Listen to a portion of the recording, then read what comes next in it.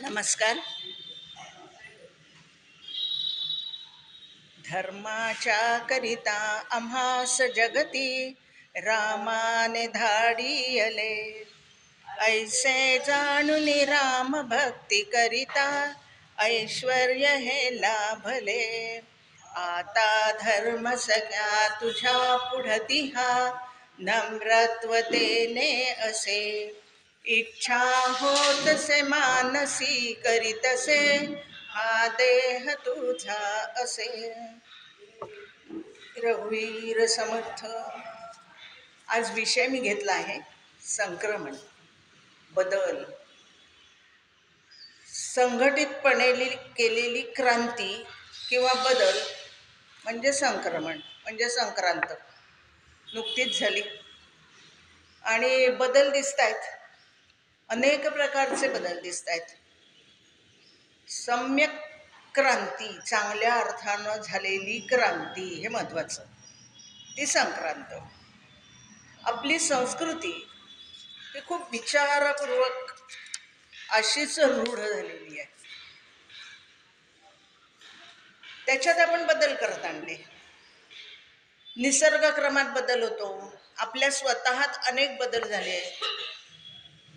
आपल्या स्वतःत अनेक बदल झालेले आहेत. अवतीभोवती बदल झालेले दिसतात. हे अपरिहार्य आहे. ते बदल स्वीकारणं, आनंदानं स्वीकारणं आणि ते बदल त्याच क्षमतेनं कार्यरत करणं हे महत्त्वाचं. आपण म्हणजे आता महिलांच्या पुरतं बोलायचं झालं तर आपण वाण देणं असं पूर्वी करत असतो. म्हणजे जेवढं आपल्या आवाक्यात होतं तेवढं आपल्याला देता येतं. मग माझं मी दुसऱ्याला द्यायचं, असं द्यायचं. त्याच्यातल्या निसर्गातल्या गोष्टी त्याच्यात भरायच्या आणि ते द्यायचं. म्हणजे निसर्गाशी आमचं सान्निध्य होतच होतं. तो निसर्ग आमच्या जवळ होता. म्हणजे मग त्यावेळेला येणारे हरभरे असतील, ऊस असेल, बोरं असतील, जे काय आहे ते त्याच्यात आम्ही घालत होतो. तिळगुळ तर आपल्याला माहिती आहे, ते काही सांगण्याची गरज नाही आहे. स्नेह असायलाच पाहिजे, गोडवा असलाच पाहिजे आणि तो दैनंदिन व्यवहारात टिकणं म्हणजे संक्रमण. तो गोडवा टिकला पाहिजे आणि स्नेह असला पाहिजे. तो केव्हा निर्माण होईल? माझ्यात असा बदल होण्याची गरज आहे की हे माझं कोणीतरी आहे, हे समोरची व्यक्ती माझी कोणीतरी आहे, कारण ती भारतीय आहे. भारतीय आहे म्हणून माझी, आणि त्यामुळे तिच्याशी माझं मैत्र असलं पाहिजे. तिच्याशी माझी मैत्री असली पाहिजे. मैत्री म्हणजे रोज गप्पा मारण्याचीच नव्हे, पण सख्य असलं पाहिजे. ती माझी कोणीतरी असं वाटणं हे महत्त्वाचं. ती माझी कोणीतरी आहे असं वाटणं हे महत्त्वाचं. ती व्यक्ती मग नुसतं गोड बोलायचं आहे, हसायचं आहे, एवढंच करायचं आहे ना, एवढंच आपल्याला करायचं आहे. मग तेवढं तरी करत नसू तर आता करूया. एवढा तरी बदल आपल्यात आपण करूया की कोणी ओळखीचं दिसलं तर हसलं, नाही दिसलं तरी सुद्धा आपल्याकडे पाहत आहेत म्हटलं हात करायला काय अडचण आहे. कुठे आपण एकमेकाच्या घरी जाणार, पण त्या समोरच्या व्यक्तीला पण त्यामुळे आनंद होतो की नाही, यांनी आपल्याला काहीतरी आपली दखल घेतली, आपल्याकडे पण हसले, बोलले. अशा पद्धतीने आपण पुढे जाणं. याच्यासाठी मी एक शब्द वापरला होता रामाच्या संदर्भातला, पूर्वाभाषी. आठवत असेल, मागच्याच महिन्यात 29 तारखेला हा शब्द मी वापरला होता. राम पूर्वाभाषी होता. म्हणजे आधी ज्याच्याशी ओळख झालेली आहे त्याच्याशी तो आपणहून बोलायचा. आता रामासारख्या व्यक्तीनं असं बोलणं हे किती आनंददायी असेल. म्हणजे तो राजा होता किंवा राजकुमार होता, पण प्रजेकडे बघून केव्हा तरी बघितलेला आहे आणि त्याच्याकडे पाहून हसला तर किती आनंद होत असेल. अगदी साध्या गोष्टीत बघा या. म्हणजे आपले महापौर जर आपल्याकडे पाहून हसले तर आपल्याला आपण काहीतरी वा अरे आपले वेगळे आहे ना, काहीतरी काही ओळख बिळख असतेच नाही, पण एवढं आपल्याला पुरेसं असतं की नाही. मग हा बदल सकारात्मक बदल नसला तर आपण आणूया, सकारात्मक बदल नसला तर आपण आणूया. आता बदलतंय कसं? हो, सगळंच बदलतंय, सगळंच बदलतंय, पण मी सुरुवातीला जो शब्द प्रयोग केला, सम्यक क्रांती, चांगल्या अर्थाने झालेला बदल. मधल्या काळामध्ये, मधल्या म्हणण्यापेक्षा आणखी 20 वर्षापूर्वी किंवा आणखी 50 वर्षापूर्वी पाश्चात्य संस्कृतीचा पगडा आपल्यावरचा वाढला की नाही? हे नाकबूल करून नाही चालत. आम्ही आमचं स्वत्व विसरलो आणि तेच आम्हाला बरं वाटायला लागलं. ते बरं वाटायला लागलं याचं कारण असं की कुठेतरी वेगळं भडक काहीतरी, आणि ते कपडे आपल्याकडे न आवडणारे किंवा न पचणारे, आपल्या हवामानाला न पेलणारे असं म्हणूया, ते पण आम्ही वापरायला सुरुवात केली. ह्याच्यात काय, त्याच्यात काय, ह्याच्यात काही अर्थ नाही, तुमचं हे कसली सुगडाची वाणं देत आहे, त्याच्यात काय अर्थ आहे का, हे आपल्याला 10 जणांनी सांगितल्यावर आम्ही सोडूनच दिलं. हरकत नाही, सुगडं सोडून दिली, काही बिघडत नाही. पण दुसरं काही सुरू केलं का, तो आशय असलेलं दुसरं काही केलं का सुरू? म्हणजे आता सुगडं त्या देऊन झाली, माझ्याकडे आली, मग गार पाणी भरायला मला त्याचा छान उपयोग होत होता ना, पानाशी घेऊन बसताना. ते निरुपयोगी नव्हतं, पण आम्ही ठरवलं की ते निरुपयोगी. मग ते मान देणंच बंद झालं.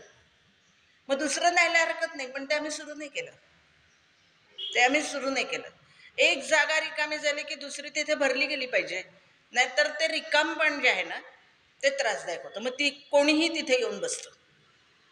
हे लक्षात येते का बघा, छोटी गोष्ट आहे, पण अशा पद्धतीने आपण एक एक गोष्ट सोडत चाललो.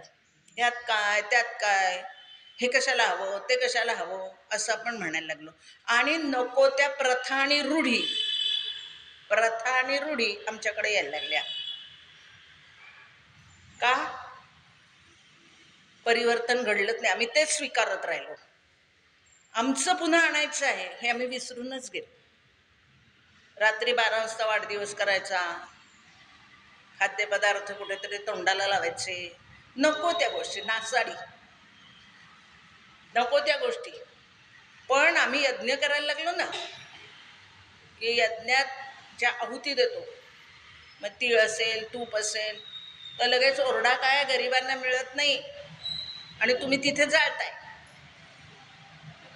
गरिबांना मिळत नाही, तुम्ही इथेच जाळताय, हा ओरडा. पण तो केक तोंडाला फासणं म्हणजे काय?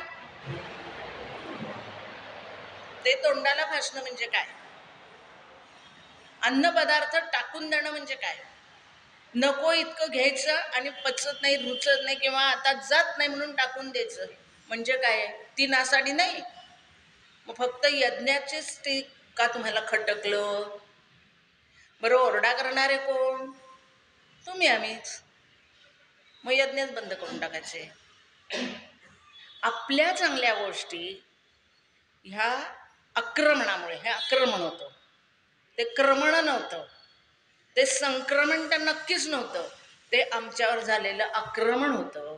पण ते आम्ही परतवलं नाही, ही वस्तुस्थिती आहे. नाकबूल करून चालणारच नाही. मी पण तुमच्यातलीच आहे असं समजू. किती स्वीकारायचं आणि किती टाकायचं आणि किती उपकारक आहे आणि किती हानिकारक आहे, म्हणजे त्या वेळेवर येणं, शिस्त आहे, व्यवस्थित राहणं, वक्तशीर असणं, काम नीट करणं, हे गुण आहेतच. ते आम्ही घेतलेच पाहिजे, नक्कीच घेतले पाहिजे. अव्यवस्थितपणा नाही चालणार, टापटीप पाहिजेच. असे काही गुण आम्ही घेणं आवश्यक आहे. काय घ्यायचं आणि काय सोडायचं, हा विचार, हे मंथन आता सुरू झालं, आपल्याकडे आता सुरू झालं. अनेक प्रकारचे बदल मी आता म्हटलं. शिक्षण पद्धतीमध्ये आता आपण बदल करतो आहोत, बरोबर आहे. आपल्याकडच्या शिक्षण पद्धतीवरती कॉलनी घातलेला घाला आणि मग आपली बदललेली शिक्षण पद्धती आणि आपलं विसरणं. काल एका व्याख्यानाला गेले होते, त्यांनी असं म्हटलं, छोटी मुलं पण तिथं होती, सगळ्यांसाठी होतं. त्यांनी विचारलं, एक 4 महापुरुषांची नावं सांगा रे. मग त्यांनी विचारलं, 3च नावं सांगता आली. 3 नावं सांगितली, सांगता आली नाही, 3 नावं सांगितली. आपल्याकडे स्वातंत्र्य ज्यांच्यामुळे मिळालं असे 3, गांधी, नेहरू आणि इंदिरा गांधी. मुलांची चूक नाही आहे, मी काही टीका करण्यासाठी नाही, पण आम्हाला काय शिकवलं, आमचा इतिहास कसा बदलला, आमचा पराक्रमाचा इतिहास सोडूनच दिला हो. हे परिवर्तन आता होत आहे, हे परिवर्तन होत आहे. आता ही शिक्षण पद्धतीच बदलायची, इतिहासही जो आहे तो सांगायचा, बदलायचा नाही, इतिहास आहे तो सांगायचा, जो इतिहास आहे तो सांगायचा. मग त्या वक्त्यांनी एक कविता म्हटली, 8-9 मिनिटाची कविता म्हटली, आणि त्या 8-9 मिनिटाच्या कवितेमध्ये अनेक क्रांतिकारकांची, म्हणजे गुरु नानकांच्या मुलांपासून अनेक क्रांतिकारकांची नावं त्याच्यामध्ये होती. आणि मग त्यांनी विचारलं त्या मुलांना की आता तुम्हाला कोण कोण कळलं सांगा. मुलं छोटी छोटीच होती, पण उत्तरं देत होती. तुम्ही आम्ही म्हणजे माझ्यासारखी चूप बसली होती की चुकलं तर ती मुलं बरोबर उत्तरं देत होती. 20 मुलांची नावं, 20 क्रांतिकारकांची नावं मुलांनी त्या कवितेत ऐकून सांगितली. मग कविता कोणी शिकवायची? ते परिवर्तन आता होत आहे, व्हायला पाहिजे आहे. ते परिवर्तन आता होण्याची गरज आहे. मला कालच्या त्या व्याख्यानामुळे तर प्रामुख्यानं जाणवलं की खरोखरच याची किती गरज आहे, मुलांना ह्या गोष्टी सांगण्याची किती गरज आहे. आणि हे तुमचं आणि माझं काम आहे. आजी आहोत ना, आजोबा आहोत, गोष्टी सांगितल्या पाहिजे, त्यांना त्या गोष्टी सांगितल्या पाहिजे. आता हॅरी पॉटरमधून आपण बाहेर येऊया, जरा वेगळ्या गोष्टी सांगू आपल्याकडच्या. प्रल्हाद कोण होता असं विचारतात मुलं आपल्याला, माहिती नाही, ध्रुव माहिती नाही. कथा वेगळ्या पद्धतीने आपण सांगू शकतो, सांगूया. आपला इतिहास आपणच मुलांना शिकवायचा आहे आणि हे परिवर्तन आपल्यात होण्याची गरज आहे. म्हणून आजचा विषय आहे संक्रमण. हे परिवर्तन आपल्यात झालं पाहिजे. मुलं ऐकत नाही, ही नेहमीची रड आणि कथा ऐकून कंटाळा आला. तर आमची नातवंड आमचं ऐकत नाही, म्हणजे हा आपला पराभव आहे ना, हा आपला पराभव आहे. कसं सांगायचं त्यांना पटेल, रुचेल असं ते बघूया, ते करता येईल. पण आमची बुद्धी तिकडे लागली पाहिजे की आता मला हे बदलायचं आहे, माझ्या मुलांना वेगळं घडवायचं आहे, आमचा खरा इतिहास त्यांच्यापर्यंत पोचवायचा आहे. हे आम्ही ठरवण्याची गरज आहे. राम मंदिर झालं, हो राम मंदिर झालं, पण जबाबदारी संपली का? आता वाढली. जबाबदारी संपली नाही, आता वाढली. 1528 सालापासून, म्हणजे बाबरी मशीद बांधली गेली तेव्हापासून हे खटकत आहे. कोणी ना कोणी त्याच्या विरोधामध्ये सातत्याने उभा आहे. मग 90च्या दशकामध्ये रथयात्रा निघाली, समाज मन ढवळून निघायला लागलं. आपल्याला वाटायला लागलं की अरे काहीतरी वेगळं आहे ना, आपल्याला तर एकत्र होण्याची खूप गरज आहे, हा कलंक पुसण्याची गरज आहे. त्यावेळेला लालकृष्ण अडवाणींनी ती रथयात्रा काढली होती, त्यानंतर शिलापूजन वगैरे वगैरे अनेक उपक्रम सतत सातत्याने समाज ढवळून निघण्यासाठी होत राहिले, प्रयत्न होत राहिले, या पद्धतीने प्रयत्न होत राहिले. आणि मग आपल्याकडे त्याचं भूमिपूजन झालं, शिलापूजन झालं, मग लल्लाची पूजा करायला परवानगी मिळाली. पण तरी तो कशात होता? तुरुंगातच होता, एवढ्याशा टपरीमध्ये कुलूप लावलेला. आपल्याला यातना होत होत्या. आता खूप आनंद झाला, खूप आनंद झाला की ते घडलं.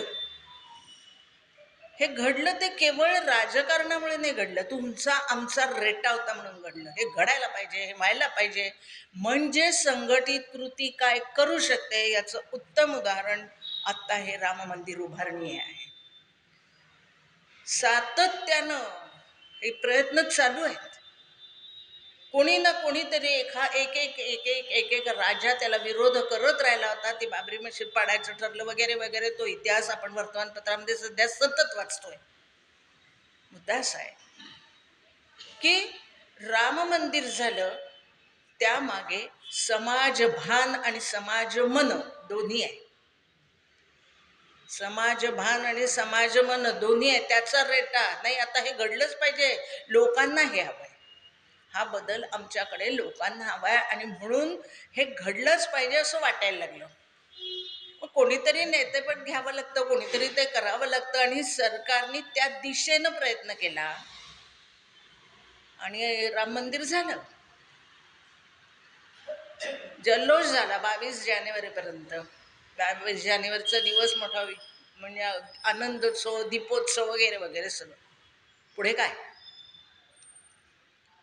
पुढेही त्याच पद्धतीनं म्हणजे आपल्या संस्कृतीचा, आपल्या पठणाचा, आपल्या त्या गोष्टींचा अर्थ, रामरक्षा कवच म्हणतो आम्ही त्याला, की आमचा हा अवयव हे सगळे जे आहेत हे कशासाठी? रामा या सगळ्याचं तू रक्षण कर डोक्यापासून पायापर्यंत.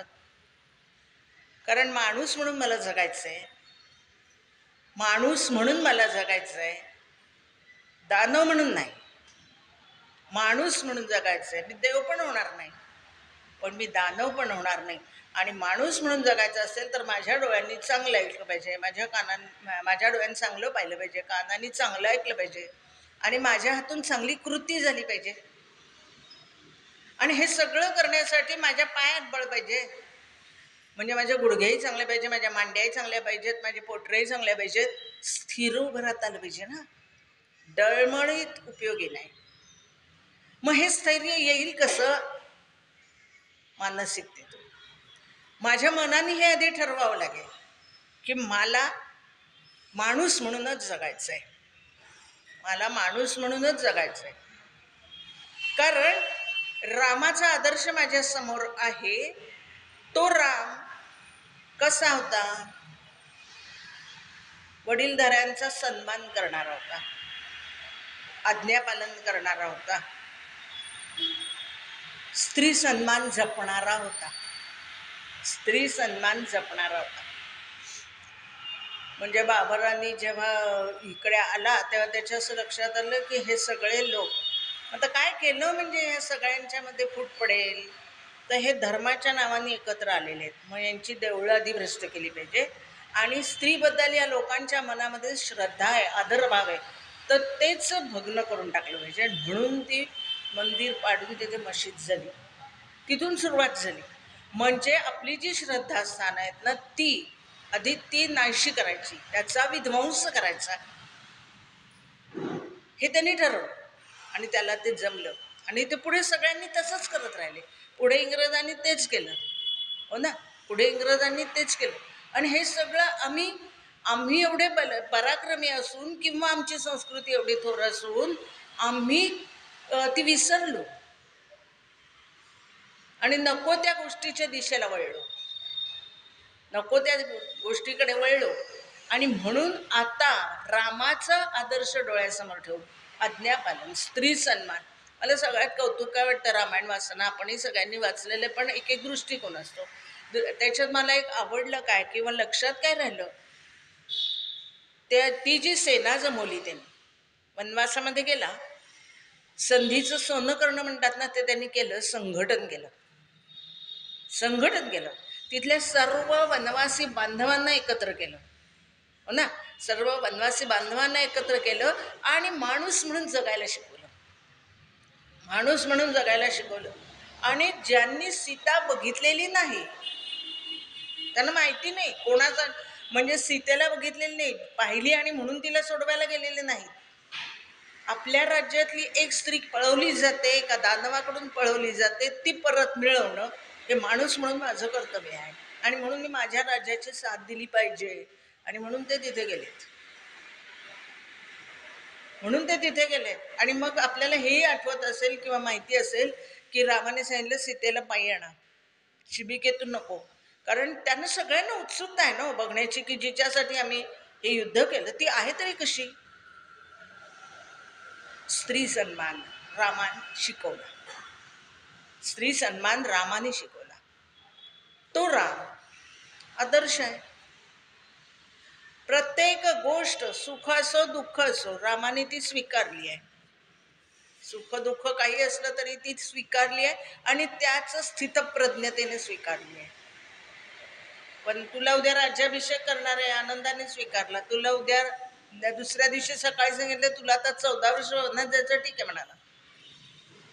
हे सोपं नाही आहे, हे आम्हाला जमणारच नाही. पण सतत जर चिंतन करत राहिलो ना आपण, तर वाटेल नाही. हे फक्त माझ्या वाटेला नाही आलं, हे दुःख फक्त माझ्या वाटेल नाही, त्याला मला सामोरं जायचं आहे. जे दैवात आहे ते होणारच आहे. प्रयत्न मला करायचा आहे आणि त्या दुःखातून मला बाहेर पडायचं आहे. हे सुख कायमसाठी नाही, त्यामुळे तिथे हुरळून जाऊन चालणार नाही. हे शिकवणारा कोण? राम. आणि म्हणून मी म्हटलं की आज उद्या तुझा राज्याभिषेक म्हणून सांगायचं आणि उद्या म्हणायचं की तुला आता वनात जायचं होतं 14 वर्ष.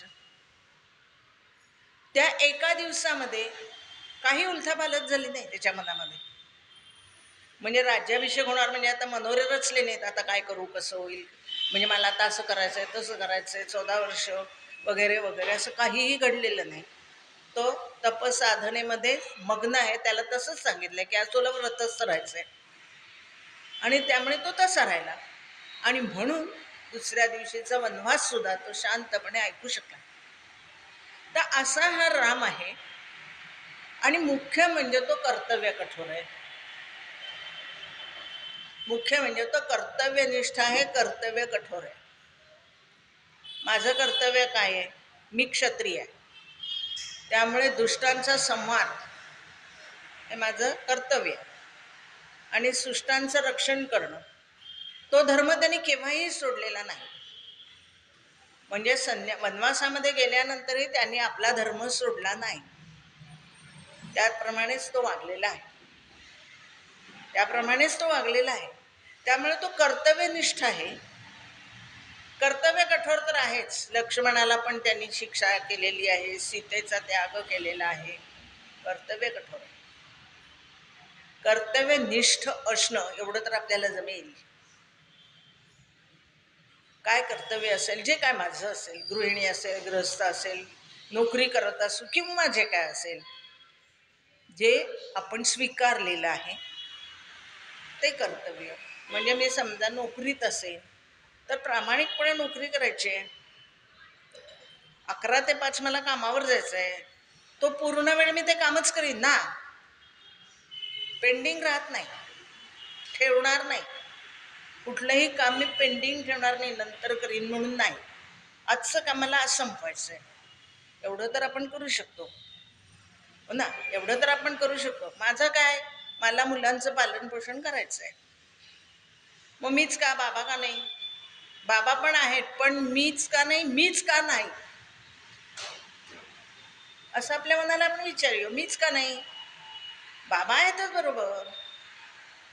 मीच का म्हटलं, त्यांनी पण म्हटलं मीच का, ते संपलं. कोणीच बघत नाही मुलांकडे, असं नाही होता कामा. म्हणून मी प्रवास सहज एका ठिकाणी म्हटलं व्याख्यानाच्या वेळेला की आता 4 जण जाऊ दे, एकत्र कुटुंब जाऊ दे, 3घच असं, पण ते 3 तरी एका दिशेला असू देत ना. ते 3 तरी एक घट्ट असू देत ना. म्हणजे तेही आम्ही स्वीकारलो. इतकं कमी आणत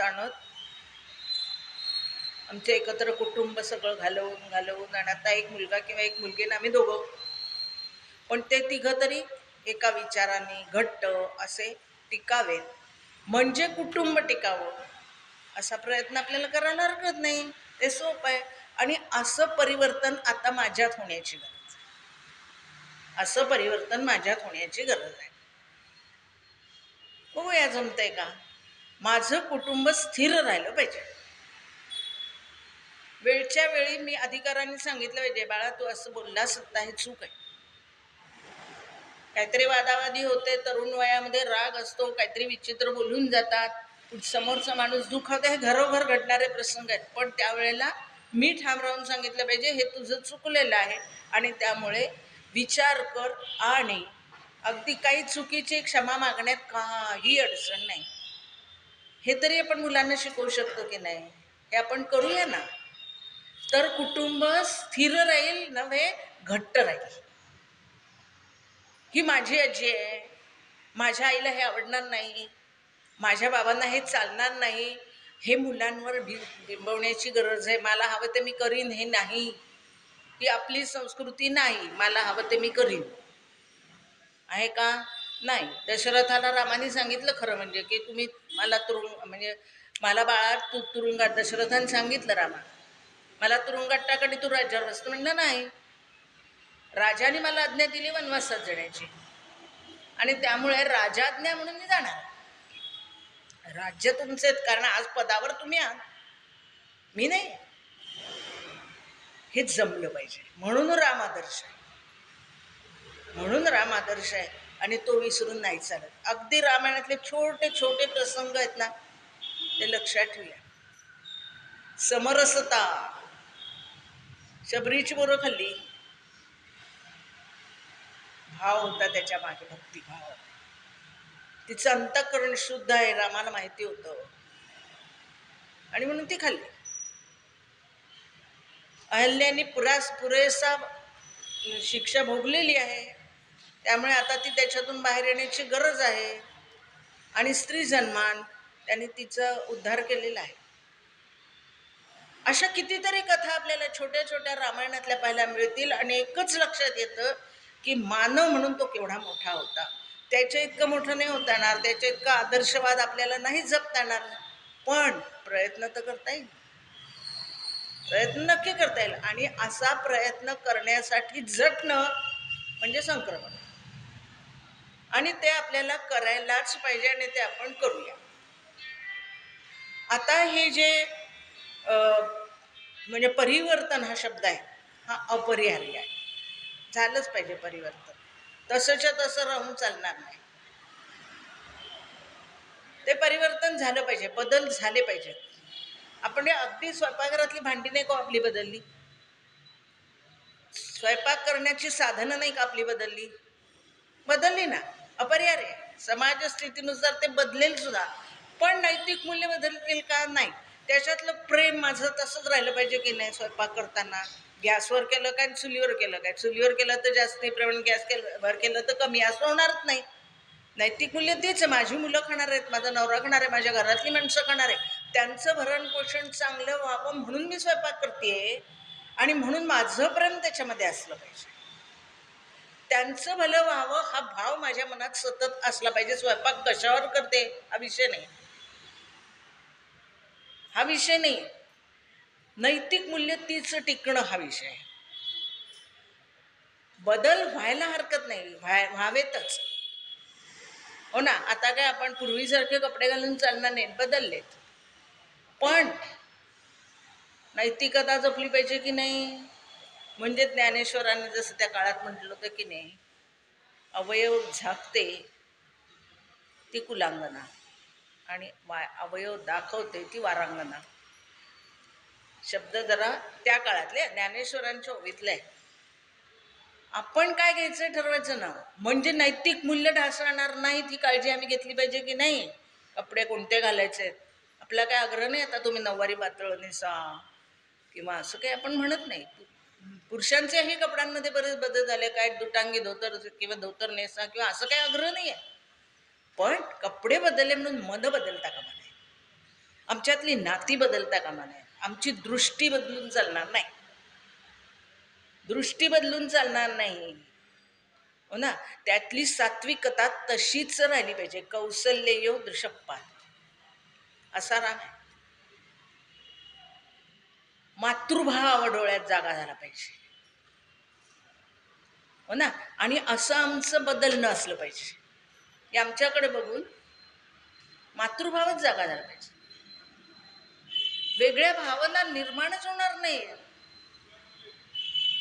हे लक्षात घेतलं पाहिजे. ते होणारच नाही हे लक्षात घेतलं पाहिजे. आणि ते रामाच्या संदर्भात आपण अनेक प्रसंगात अनुभवलंय किंवा वाचलंय. सीतेशिवाय अन्य कोणी त्याला, म्हणजे सीताच फक्त आपली पत्नी आहे, अन्य कोणी नाही. एक पत्नी व्रत धारण केलं होतं आणि त्यामुळे सीता माझी आहे. अन्य स्त्रिया त्याला माते समानच होत्या, म्हणजे रूप घेऊन आलेल्या त्या सुद्धा. पार्वतीने परीक्षा घेतली, तिला सुद्धा त्यांनी नमस्कार करून म्हटलं की नाही, माते नमस्कार. आणि शंकर कसे सीतेचं रूप घेऊन आली ती, इतकी एकरूप होणं. आणि म्हणून राम आणि सीता हे नाव आपण घेतो आणि आदर्श दाम्पत्य म्हणून त्यांच्याकडे बघतो. अन्य स्त्रीचा विचारच नाही मनामध्ये. हे त्या रावणाला पण कळतं बरं का, पण आपल्याला नाही कळत. तो रावण पण म्हणतो रामाचं रूप घेतलं तर सीता मला माते समान वाटेल, त्यामुळे रामाचं रूप घेऊन काय उपयोग नाही सीतेसमोर जायला.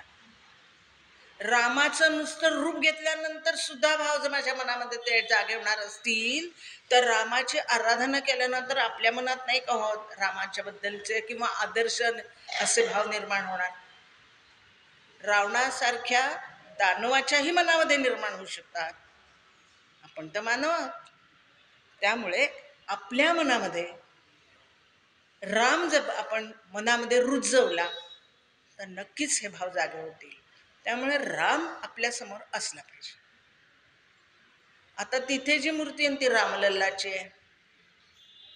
म्हणजे ती मूर्ती पाहिल्यानंतर फक्त मातृभावच जागा होतो, वात्सल्यच जागा होतं, आनंदच आनंद मिळतो. बरोबर आहे, होतंय ना असं. पण तो राम काही तेवढाच राहणार नाही आहे. कौशल्याला माहिती होतं हा राम काही एवढाच राहणार नाही आहे, तो मोठा होणार आहे, पराक्रमी आहे. त्या मोठ्या झालेल्या रामाचं स्वागत सुद्धा तिच्या त्या मातृदृष्टी विस्तारत विस्तारत तिने वनवासातून आलेला राम स्वीकारला, वनवासात जाणारा राम स्वीकारला. ती कौशल्याची दृष्टी आणि ती आमच्याजवळ पाहिजे. माझा मुलगा माझा राम आहे, माझा मुलगा माझा राम आहे, त्याला घडवायचं आहे. म्हणजे मी कौशल्य आहे आणि त्यामुळे मी जागरूकपणे माझा मुलगा घडवायचा आहे. आता आपली जबाबदारी अशी आहे की सर्व मातृशक्तीनं सजग राहणं, सजग सावध सतत सावध राहणं. हा बदल आपल्यात होण्याची गरज आहे. आता गाफील होऊन नाही चालणार. मला काय येतं नाही, मी काय बाई करणार, माझ्यात कुठे एवढी शक्ती आहे, नाही. आता हा बदल होण्याची गरज आहे की मी पण करू शकते, मी करीन. बाहेरचं वातावरण बदललंय. ते कशामुळे बदललंय? ह्या आक्रमणामुळे बदललंय. आपल्याला क्रमण करायचं आहे, आपल्याला संक्रमण करायचं आहे, आक्रमण परतवून लावायचं आहे. आणि ही शक्ती पूर्वीपासून आमच्यात होतीच. आदितीने वामन नाही मागितला बळीचे अत्याचार दूर करण्यासाठी? मातृशक्ती आहे, मागितला ना त्यांनी. हे लक्षात ठेवूया की माझ्यात एवढी शक्ती आहे तर मी सजग राहिलं पाहिजे, सावध राहिलं पाहिजे. रावण वृत्ती असणारच आहे, युगानुयुग ती आहेच. आपण सगळेजण धार्मिक व्याख्यानं ऐकणारे, धार्मिक ग्रंथ वाचणारे असे सगळे आहात. आणि प्रत्येक ठिकाणी आपल्याला जाणवतं की दानव वृत्ती आहेच, असुर वृत्ती आहेच, स्वार्थ आहेच. पण त्याला विरोध करायचा आहे. ती वृत्ती माझ्या घरकुलात, मी घरकुल शब्द वापरते, माझ्या घरकुलात येणार नाही, एवढंच आहे माझं. पण ती वृत्ती माझ्या मुलात येणार नाही, माझ्या घरातल्या कुठल्याही पुरुषाच्या मध्ये ती येणार नाही. हे मी सजगतेनं पाहिलं पाहिजे. आणि ही शक्ती माझी आहेच, कुठून आणून नाही, आहेच ती माझ्यात. ती जागी करूया, ती आहेच, ती जागी करूया. कशी होईल? संघटनेतून होईल. प्रत्येक आईनं हा विचार केला तर मातृशक्ती एकत्र होईल. मातृशक्ती एकत्र झाली की त्या शक्तीकडे बघण्याची ताकद म्हणजे गैर नजरेनं कोणाचीच राहणार नाही. हे घडू शकतं आणि ह्याची ही उत्तम उदाहरणच सगळी. परिवर्तन तशा अर्थानं आता समाजात होण्याची गरज आहे. नको त्या गोष्टी बदलत आहेत. परिवर्तनात आपली नजर पण थोडीशी बदलायची. बघा आता रस्ते चांगले होत आहेत, सकारात्मक बघूया ना. उत्तम रस्ते होत आहेत, एका गावाहून दुसऱ्या गावाला जायला विमानं येत आहेत, काय वेगवेगळ्या रेल्वेज सोयी. गरिबांच्या श्रीमंताचा असं विचार करत बसण्यापेक्षा चांगली सोय होते आहे असा विचार करूया ना. चांगल्या गोष्टी घडत आहेत. देवळं बांधायचे का हॉस्पिटल का नाही करत, शाळा का नाही करत, ते सगळं करून मग देऊळ बांधणं हे जरी खरं असलं म्हणजे कोणा एका व्यक्तीबद्दल बोलण्याचं काही कारण नाही. आपली नीतीच बदलते आहे, बदल होतो आहे. तो बदल, देशातला बदल सुद्धा आपण सकारात्मकतेनं बघूया, सकारात्मक दृष्टीतून बघूया. तर आता अयोध्येचं वर्णन सध्या आपण वाचतो आहोत. तर एकाने असं म्हटलं की छोटं गाव आहे की नाही अयोध्या, पण त्या तर रस्ते मोठे होत आहेत, कारण लोक बघायला येत आहेत, रामलल्लाच्या दर्शनाला येत आहेत, म्हणून रस्ते विस्तारत आहेत. मग तिथं त्यांच्या खाण्यापिण्याची सोय आहे, कारण आपली संस्कृती अतिथी देवो भव अशी आहे. मग त्यांच्या राहण्याची सोय झाली पाहिजे. त्यांची गैरसोय होऊन चालणार नाही, कारण ते रामलल्लाच्या दर्शनाला येणारे लोक आहेत, म्हणजे आपले अतिथी आहेत. जो भाव पूर्वी अयोध्या नगरीचा होता ना, तो आता अयोध्येमध्ये परिवर्तित होतोय. आणि मग घरांच्या रचना बदलतात. त्या एकाने वर्णन केलं, तुम्ही वाचलं असेल, की त्या राम मंदिराकडे जाणारी जी घरं आहेत ना, ते सगळ्यांचे रंग, त्या घरांना रंग पण एकच दिलेत त्यांनी. त्या हॉटेलवर लावलेल्या पाट्या पण एकाच साईजच्या आणि एकाच रंगाच्या लावल्या. इथपासून बदल होत आहेत. ते आपण जरा सकारात्मकतेने बघितलं ना, तर आपल्याला आनंद मिळेल. आपण त्याच्यात काहीतरी कमी बघायला लागलो ना, की आपला आनंद जाईल. कोणी केलंय, काय केलंय, तुमच्या आमच्या प्रयत्नातूनच हे झालंय हे लक्षात ठेवूया. राम मंदिरासाठी मी काहीतरी दिलंय, हे व्हावं म्हणून मी काहीतरी प्रयत्न केलाय. शिलापूजनाच्या वेळेला एक वीट मी तिथे दिली आहे, केलंय ना. आता रामाच्या वस्त्रासाठी 2 धागे मी विणलेत ना, म्हणजे माझा सहभाग आहे. या सगळ्या गोष्टींमध्ये मी आहे आणि म्हणून जे जे चांगलं होतंय ते माझ्या दृष्टीस पडलं पाहिजे. माझ्या 2 धाग्यांचं ते वस्त्र आहे का? नाही. 2च धागे आहेत का त्या वस्त्राला? नाही ना, अनेकांचे धागे आहेत. म्हणजे सामूहिक कृती आहे, म्हणजे सांघिकता आहे. संघशक्ती हे कलयुगातलं मोठं शस्त्र आहे, हे संघटन आहे. त्यामुळे आपापसातले हेवे दावे, तुझं माझं, कमी जास्त, हे थोडं बाजूला टाकून देऊया. जे जे अग्राही आहे ते टाकून देऊ आणि जे आग्रही आहे ते धरूया. जे वाईट आहे ते सगळं टाकून देऊया, हो ना. पण ते टाकायचं आहे, तिची जागा चांगल्याने घेतली पाहिजे ना. हो, ओके नाही. पानात पदार्थ वाढलेला आहे, एखादी भाजी एखाद्याला आदल्या दिवशीची खराब होते, नाही आधी लक्षात आलं, म्हणून काय त्या वाढणारी जी आहे किंवा आपली आई आहे किंवा घरातले, तुला एवढं अक्कल नाही का वगैरे म्हणण्यापेक्षा तो पदार्थ बाजूला टाकूया न बोलता. तिचा खाण्याचा आग्रह नाही, ती म्हणते चुकलं, ती भाजी खराब झाली, माझ्या लक्षात नव्हतं आलं, चुकून वाढलं गेलंय, ते काढून टाकूया. बरोबर आहे. हे सहज झालं पाहिजे, हे सहज झालं पाहिजे. जे जे कालबाह्य आहे ते बदलायलाच हवं. जुनं आहे त्याचं जुनं ते सोनं म्हणून सगळंच कवटाळच नाही आहे. किती साचवणार आपण जुनं? त्याच्यात बदल करणं गरजेचं आहे ना, त्याच्यात बदल करणं गरजेचं आहे आणि ते आपण करूया.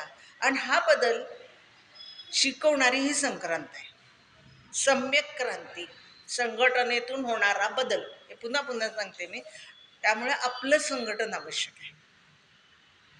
म्हणजे आपली संघटना वाढते आहे. माझ्या लक्षात आलं, 5 श्रोते होते ते आता वाढले, इकडचे अजून 5 आहेत ते वाढतील, हो ना.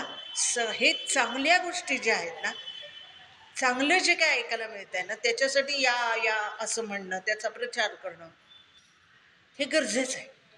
आणि असा बदल करून, हे छोटं उदाहरण आहे पण असा प्रत्येक ठिकाणीच आपल्याला हे चांगले बदल करायचे, चांगले विचार ऐकणं.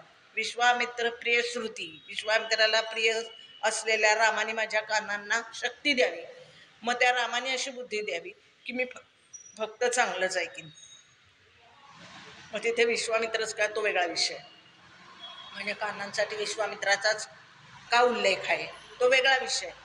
पण रामरक्षा हे कवच असेल तर ते फक्त 22 जानेवारीपर्यंत सांघिक म्हणायचं होतं आणि नंतर नाही, असं नाही.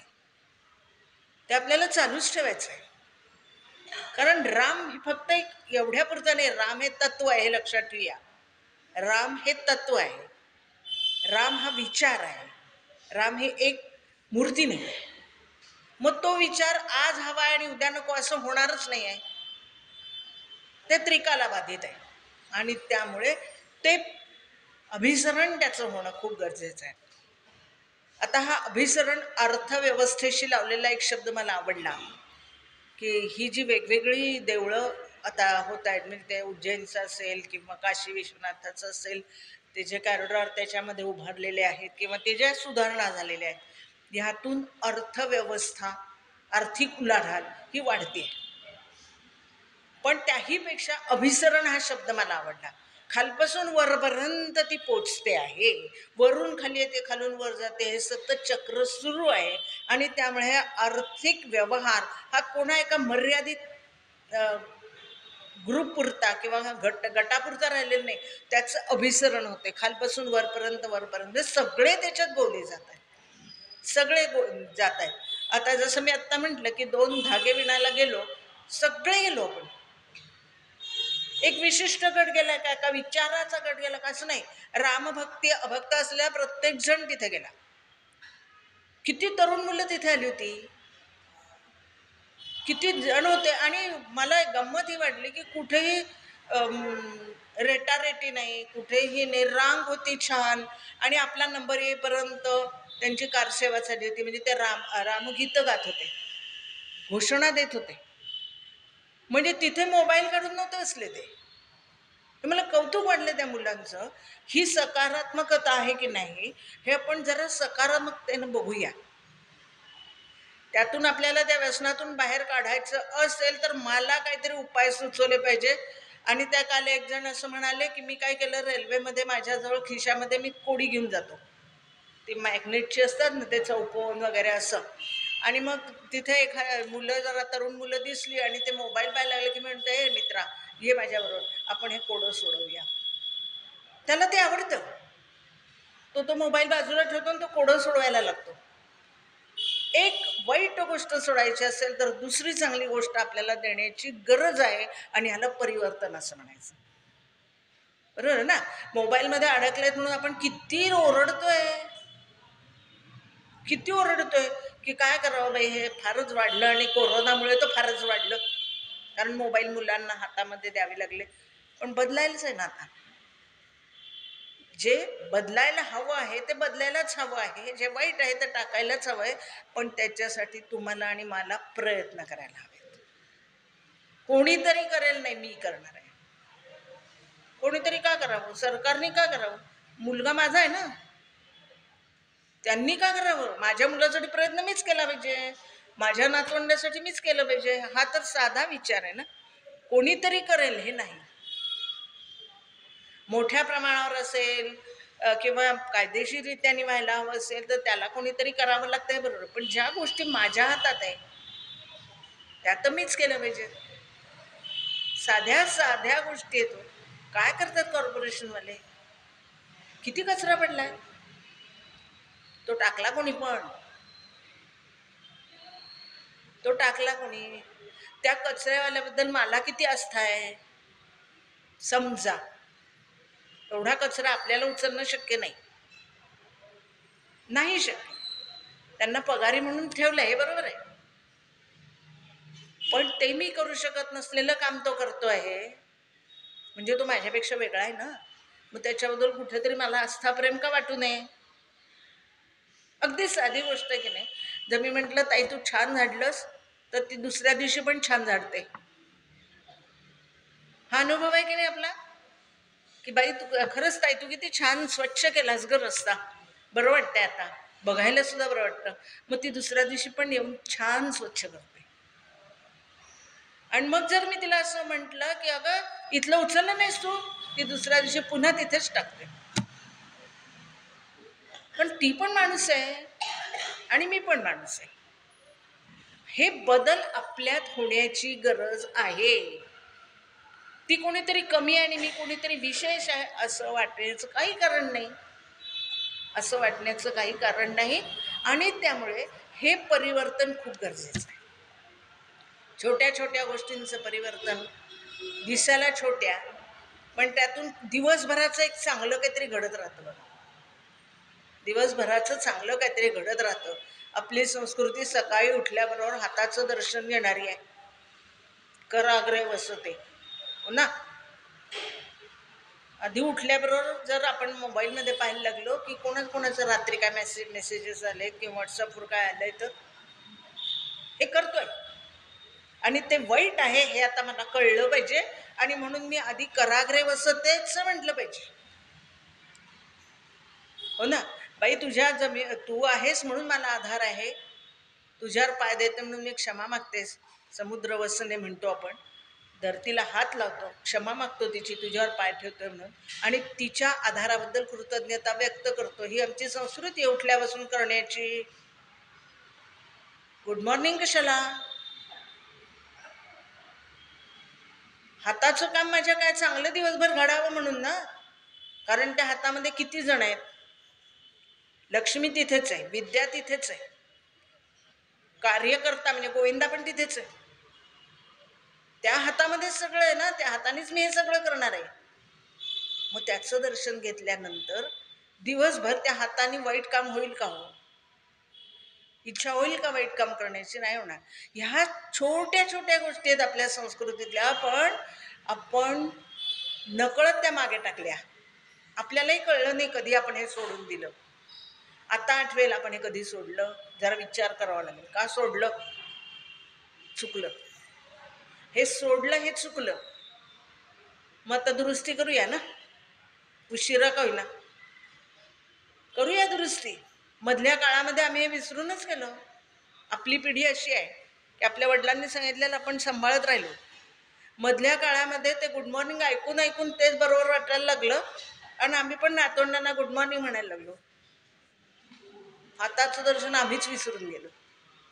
ते दुरुस्त करूया, आणि ही आपली जबाबदारी आहे.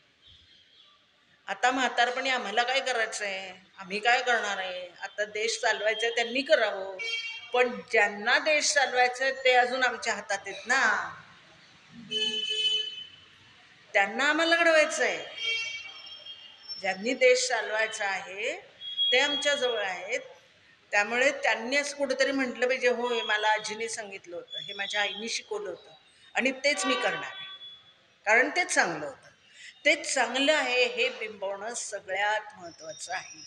अभिसरण विचारांचं असं झालं पाहिजे. जसं आर्थिक अभिसरण होत आहे ना, तसं वैचारिक अभिसरण पण गरजेचं आहे. वरपासून खालपर्यंत, खालपासून वरपर्यंत. मुलं आपल्याला शिकवतात की नाही? म्हणजे आता हे साधन आहे, हे चांगलं आहे. संवाद साधायला साधन चांगलं आहे. अतिरेक करायचं, कुठे थांबायचं हे कळलं पाहिजे, किती वापरायचं हे कळलं पाहिजे. म्हणजे विवेक आणि विचार जागा राहायला पाहिजे. म्हणजे तारतम्य असलं पाहिजे. तारतम्य शोधायचं म्हणजे विचार जागा झाला पाहिजे, म्हणजे मेंदू पाहिजे. हो ना, म्हणजे मेंदू जागा राहायला पाहिजे. आणि त्या मेंदूचं रक्षण करणारा राम आहे, कारण त्याचा सतत जागा होता. वनवासामध्ये त्याला पाहायला कोणी नव्हतं, पण मी काय ठरवलंय, कंदमुळं खायचे, मग मी ते कंदमुळंच खाणार आहे. पाहायला कोणी येणार होतं का? नाही. तिथे तो काय खातो हे पाहायला कोणीही येणार नव्हतं, पण मी हे ठरवलंय ना, विवेक विचार हे त्याचं जागा होतं. आणि म्हणून त्यांनी आमच्या मेंदूचं रक्षण करावं, कारण आमच्यातलंही तारतम्य, आमचाही विवेक आणि विचार हे जागर राहण्याची गरज आहे. खूप मोठं आपल्याला काहीच करायचं नाही आहे. मी छान आहे म्हणजे माझं वर्तन अनुकरणीय आहे, छोटं छोटं. म्हणजे आदर्शवाद सांगायला मी जाणारच नाही आहे, छोटं छोटं. पण हे माझ्या आजी सकाळी उठल्यावर आधी देवाला नमस्कार करते, रात्री झोपताना देवाला नमस्कार करते. हे सारखं बघू देत त्यांना. कोणी म्हणो नाही तर न म्हणो, मोठ्यांनी मी घरात रामरक्षा म्हणणार आहे, त्याची स्पंदनं माझ्या घरामध्ये असतात, जाणवतात, आणि वाईट शक्तींपासून रक्षण करतात. याच्यावर माझा विश्वास असला पाहिजे, आणि विश्वासाने ते मी म्हटलं पाहिजे, विश्वासाने ते मी म्हटलं पाहिजे. हो ना. तर हे जे संक्रमण आहे ना, ह्याचा विचार आपल्याला करायचा आहे. आणि म्हणून एक शब्द काल असं वापरला गेला होता बघा, म्हणजे भाषणांमधला, की फक्त जोश नाही होश हवा. आपण जी भाषण ऐकतो आहोत त्याच्यामधलं मला ते दोन्ही शब्द आवडले, की फक्त जोर असून नाही चालणार, भान असलं पाहिजे, होश, भान असलं पाहिजे. मी काय करते आहे याचं भान असलं पाहिजे. आणि हे मला म्हणजे खूप दिवसांनी दिसणार आहे, म्हणजे ज्याला आपण दीर्घ परिणाम म्हणू, दूरदृष्टीनं मला माझी कृती करायची आहे की ज्याचे परिणाम लगेच दिसणार नाही आहेत पण दिसणार आहेत. हो ना. ह्याचा परिणाम वाईट आहे, इथे बाबरी मशीद बांधली गेली, हा परिणाम वाईट आहे हे कळलं होतं म्हणून सातत्याने प्रयत्न चालू होते. ते काय आज झालेला प्रयत्न नाही आहे.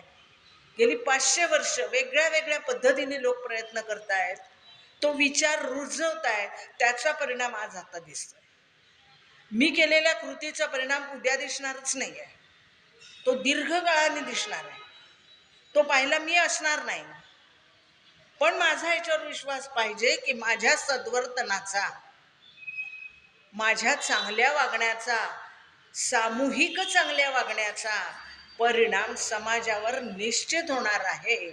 आणि भारताकडे जग विश्वगुरु म्हणून पाहत आहे, ते गुरुत्व काय आहे, ते हे आहे. सकाळी उठल्याबरोबर माझ्या हातात चांगली कृती व्हावी म्हणून प्रयत्न करणं, रात्री झोपताना देवा तुझ्यामुळे हे सगळं घडलं, डोळ्यांनी बघतो ध्वनी परिसतो, असा श्लोक म्हणून आपण झोपतो.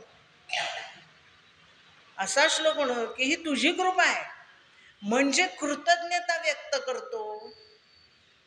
हा, हे माझं सदाचरण आहे. कृतज्ञ असणं, थँक्यू म्हणून नाही होत, नुसतं थँक्यू म्हणून नाही होत. तो सोपा शब्द म्हणून आम्ही स्वीकारला, सोपं आहे. थँक्यू म्हटलं की संपलं, जागा दिली थँक्यू, पण उद्या मला जागा द्यायची वेळ आली तर मी दिली पाहिजे, ही कृतज्ञता आहे, ही कृतज्ञता आहे. हो ना. त्या बसमधल्या बाईंचं तुम्ही वाचलं असेल की ती उभी राहायची, ती जागा तिच्या जवळची सीट रिकामी आहे तरी ती उभी राहायची, आणि मग तुमच्या आमच्यासारखं बसत आहे तुम्ही इथे. तिला जर विचारलं तिला, एक छोटी गोष्ट आहे पण केवढा आशय घन आहे बघा. तिला विचारल्यावर ती असं म्हणाली, ताई मी दिवसभर काबाड कष्ट करते, मला दुसऱ्याला काही दुसरं देता येत नाही हो, मग एवढं तर मी देऊ शकते, मला उभं राहायची सवय आहे. हां, मग तुम्हाला ही जागा दिली, कृतज्ञता. हो ना. हे महत्त्वाचं आहे, हे महत्त्वाचं आहे. म्हणजे पुन्हा कधी जागा द्यायची आली तर ताई आता थोडा वेळ तुम्ही बसा मी उभी राहते, असं म्हणता आलं पाहिजे. ही कृतज्ञता आहे. त्यात काय झालं, तिला उभं राहायची सवय होती, तिने दिली जागा, ही कृतज्ञता आहे. त्यात काय झालं, तिला उभं राहायची सवय, असं नसतो. तुम्ही भरून पहा, दिवसभर काम केल्यानंतर हे सोपं नाही, पण तिचा भाव किती छान आहे. मग माझा भाव असा असला पाहिजे की बाई ग हिनी एवढं केलं तर मी थोडं करू शकते, ही कृतज्ञता आहे. तर हा कृतज्ञ भाव आपल्या संस्कृतीमध्ये शिकवला जातो लहानपणापासून. तेच संस्कार आपल्यावरती आहेत, ते आपण पुन्हा परिवर्तित करूया आपल्या मुलांमध्ये. आता शेवटाकडे जाते. ते करण्यासाठी काय असायला पाहिजे? चित्ताला स्थिरता, मनास शुचिता, पावित्र्य, मनास शुचिता, कार्यात निस्वार्थता, उद्योगप्रियता, आळस नाही, उद्योगप्रियता, सतत काम करत राहणं, उद्योगप्रियता, मुखी मधुरता, गोड बोलणं, प्रेमात निर्व्याजता, काही मिळावं म्हणून प्रेम नाही, निर्व्याज प्रेम, काही मिळण्यासाठी प्रेम नाही, प्रेमात निर्व्याजता, सत्याशी सहता, आमचं सहकार्य कशाशी असलं पाहिजे? सत्याशी सहता, स्वदेशी ममता, आर्तस्थली, जिथे दुःख आहे आर्द्रता, त्याच्याबद्दल मला ओलावा वाटला पाहिजे, प्रेम वाटलं पाहिजे, आणि म्हणून आर्तस्थली आर्द्रता, ऐसे या अवनीवरी निपजता, ऐसे या, मी इथे जन्माला आलो अवनीवरती, विश्वेश त्या रक्षिता, जर मी माझं जीवनशैली अशी ठेवली तर तो माझं रक्षण नक्की करणार आहे. या विश्वाचा जो ईश आहे तो विश्वेश माझं रक्षण नक्की करणार आहे. मी ह्या गोष्टी केल्या तर, माझं आचरण असं असलं तर, ही आमची संस्कृती आहे. आणि त्यामुळे त्या संस्कृतीचा मला अभिमान आहे. हे मला अभिमानानं सांगता आलं पाहिजे. ह्या भारतात माझा जन्म झाला आहे, मला अभिमानानं सांगता आलं पाहिजे. हे विशेष. माझ्या एक मावस सासू आहे, त्यांना त्यांची नातवंड अमेरिकेत. ही गोष्ट मी जुनी सांगते, 40 वर्षापूर्वीची. तेव्हा अमेरिकेत जाणं वगैरे जरा पूर्वही असायची. तर ते म्हणाले की आजी आम्ही तुला घेऊन जाऊ. त्या माझ्या मावस सासूबाई त्यांना काय म्हणाल्या माहिती, नको रे बाबा, आता माझं वय एवढं झालंय, परदेशात कुठे मरू, माझ्या भारतात मला मरायचंय, मी नाही कुठे येणार. कोणी शिकवलं होय? लक्षात ठेवण्यासारखं की मी नाही कुठे येणार आता. कारण आता काय 90 नंतर मी कोणत्याही क्षणी जायला तयार, पण ते तिथे नाही जाणार, इथे जाईल. माझ्या भारतात मला मरण हवंय, त्यामुळे मी तुमच्याबरोबर येणार. आपल्याला माहीत असलेलाच विषय मी पुन्हा मांडलेला आहे, पण मला तो आग्रहपूर्वक मांडायचा होता. आपण सर्वांनी तो ऐकलात. शेवटचं श्लोक पण लक्षात ठेवण्यासारखा आहे. धन्यवाद.